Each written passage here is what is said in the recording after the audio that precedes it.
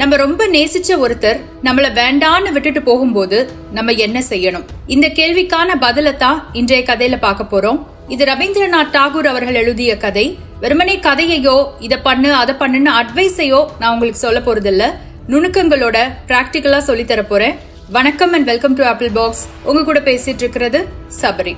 ஒரு சின்ன அனௌன்ஸ்மெண்ட். மாசம் ஒரு செய்தி மடல், ஒரு எலக்ட்ரானிக் நியூஸ் லெட்டர் ரிலீஸ் பண்றேன். மந்த்லி ஒரு செல்ஃப் இம்ப்ரூவ்மெண்ட் செஷனும் நடத்துறேன் ஜூம் மீட்டிங்ல. ரெண்டுமே இலவசமானதுதான். விருப்பம் இருக்கிறவங்க வாட்ஸ்அப் சேனல்ல இணைஞ்சுக்கோங்க. அதுலதான் இதுக்கான லிங்க் எல்லாம் அனுப்பி வைக்கிறேன். விருப்பம் இருக்கிறவங்க மட்டும், சரியா? இப்போ இந்த கதையை கேட்போம்.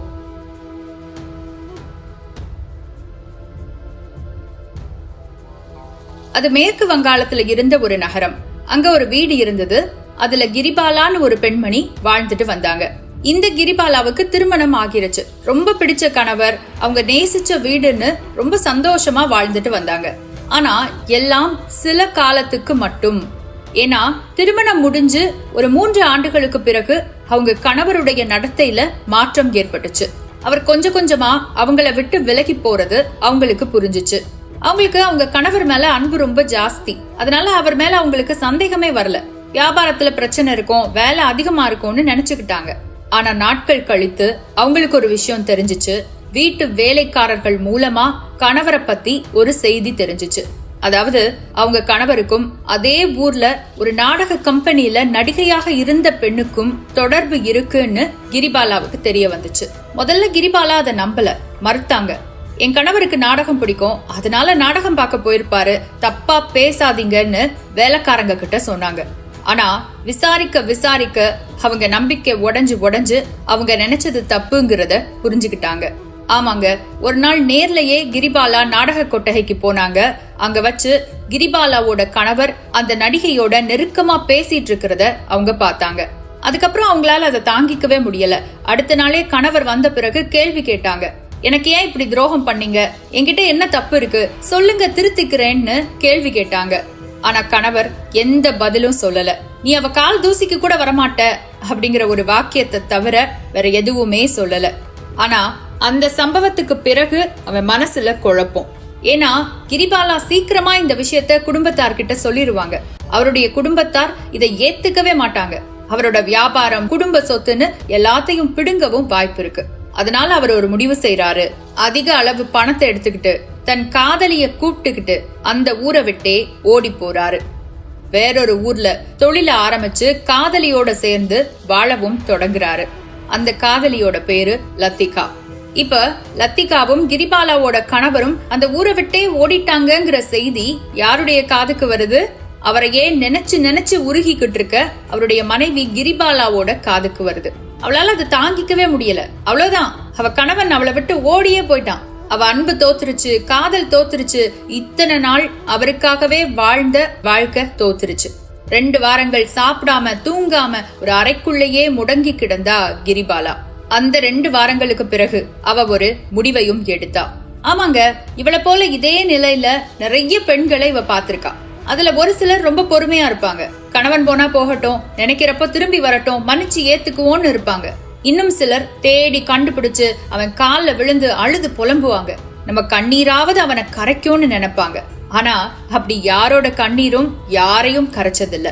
இது கிரிபாலாவுக்கு நல்லா தெரியும். அதனால அவ ஒரு முடிவு செய்யறா. இந்த 2 சாரார் மாதிரியும் நம்ம இருக்கவே கூடாதுன்னு அவ நினைக்கிறா. அவன் திரும்பி வந்தா வாழவும் கூடாது, அவன் கால்ல விழுந்து அழவும் கூடாது. அப்ப என்ன பண்ணணும்? இது மட்டும்தான் கிரிபாலாவோட சிந்தனையில இருந்துச்சு. இதுல பிரச்சனை என்னன்னா, அவளுக்கு உலகமே தெரியாது. அப்போ கணவரை விடுத்து தான் வாழணும்னா அது ஒரு பெரிய சவால் தான் இல்லையா? அந்த சவாலை ஏத்துக்கிறா கிரிபாலா. நாட்கள் நகர்ந்து போச்சு. சரியாக 2 வருடங்கள் முடிஞ்சிச்சு.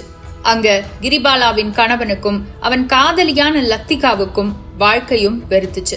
ஆமாங்க, அத்தனை நாட்கள் குடும்ப தொழில மட்டுமே பார்த்துட்டு இருந்த கிரிபாலாவின் கணவனுக்கு போன ஊர்ல பொழைக்க தெரியல. அவனை நம்பி போன லத்திகாவுக்கு வாழ்க்கை ரசிக்கல. அவ வேற ஒரு நடிகையா, அவ்வளவு அழகா அத்தனை நாட்கள் சொந்த கால நின்னு சம்பாதிச்சிட்டு இருந்தா. பேரு, புகழ், பணம் எல்லாமே இருந்தது. ஆனா இப்ப இவனை நம்பி வந்த பிறகு இவனும் சரியா வேலை பாக்குறது கிடையாது, அவளை வேலை பார்க்கவும் விடுறது கிடையாது. எதிர்பார்த்த அளவுக்கு வாழ்க்கை சிறப்பா அமையாததால குழம்பி போனா லத்திகா. 2 பேரும் வருத்தப்படுறாங்க, 2 பேரும் கோவப்படுறாங்க, 2 பேரும் முடிவு செய்யறாங்க, இந்த வாழ்க்கையை நம்ம முடிச்சுக்கலாம், நம்ம 2 பேரும் மறுபடியும் ஊருக்கு போலாம், அவங்க வாழ்க்கைய பாக்கலான்னு. ஏன்னா கிரிபாலாவோட கணவனுக்கு அபார நம்பிக்கை, நம்ம போனா மனைவி திருப்பி ஏத்துக்குவான்னு. லத்திகாவுக்கு நம்பிக்கை, நம்ம போனா நாடக கம்பெனில ஏத்துக்குவாங்கன்னு. அந்த நம்பிக்கையோட அந்த நினைப்போட 2 பேரும் ஊருக்கு திரும்புறாங்க. திரும்பி வந்த இடத்துல தான் எதிர்பார்த்த மாதிரி எதுவுமே இல்லாததை பார்த்து அதிர்ச்சி அடைகிறாங்க. ஏன் தெரியுமா? கிரிபாலாவுக்கு என்ன தெரியும், நம்மளை விட்டு வேற எங்க போயிருவான்னு தப்பு கணக்கு போட்டு வந்த கணவனால கிரிபாலாவை அங்க பார்க்க முடியல. எப்படியும் நமக்கு வாய்ப்பு கிடைக்கும், நம்ம அளவுக்கு நடிக்க யார் இருக்கான்னு நினைச்ச லத்திகாவுக்கு நடிக்க வாய்ப்பு கிடைக்கல. 2 பேருமே அதிர்ந்து போறாங்க, 2 பேருமே கலங்கி போறாங்க. மறுபடியும் அவங்க வழக்கமா சந்திக்கிற நாடக கொட்டகையில 2 பேருமே சந்திக்கிறாங்க. அப்படி சந்திச்ச நேரத்துல அந்த கொட்டகையில அவங்க பார்த்த விளம்பர பலகை அவங்க 2 பேரையும் தூக்கி வாரி போட்டுச்சு. அந்த விளம்பர பலகையில அப்படி என்ன இருந்தது தெரியுமா? கிரிபாலாவுடைய முகம். எந்த கிரிபாலாவை அவளுடைய கணவன் விட்டுட்டு போனானோ அதே கிரிபாலாவுடைய முகம். எந்த நாடக கம்பெனியில லத்திகா ஒரு காலத்துல கொடி கட்டி பறந்துட்டு இருந்தாலோ அதே நாடக கம்பெனியில அவளை விட இன்னும் உயரத்துல கொடிகட்டி பறக்கிற ஒரு நடிகையா இருந்தா கிரிபாலா. ஆமாங்க, கடந்து போன அந்த 2 வருடங்கள்ல என்னெல்லாமோ நடந்து போச்சு. ஆரம்பத்துல கிரிபாலாவுக்கு ஒண்ணுமே புரியல. தனக்கு ஒரு திறமை இருக்கிறதாவோ தன்னால ஒரு வேலை பார்க்க முடியும்னோ கூட தெரியல. ஆனா நாடகங்கள் அவளை ஈர்த்துச்சு. நாடகங்களை பார்க்க தன்னால பாட முடியும்னு தெரிஞ்சிச்சு, நடிக்க முடியும்னு தெரிஞ்சிச்சு. உடம்பு முழுசும் இருந்த வைராக்கியம் அவளை நடிக்கவும் வச்சுச்சு. முதல் 6 மாதங்கள் யாருக்கும் தெரியாம பாடுகிற பாடகியாவும் மாறு வேடங்கள்ல நடிக்கிற நடிகையாவும் இருந்தா கிரிபாலா. எப்போ அவ குடும்பத்தாருக்கு அது தெரிஞ்சதோ, எப்ப அவங்க எதிர்த்தாங்களோ, அப்போ வீட்டை விட்டு வெளியே வந்தா, சிறிய வீடு எடுத்து தங்கினா, நேரம் முழுவதையும் பயிற்சிக்கு செலவிட்டு கண்ணியமாக நடிக்கிற ஒரு நடிகையாக மக்கள் மத்தியில பிரபலமும் அடைஞ்சா.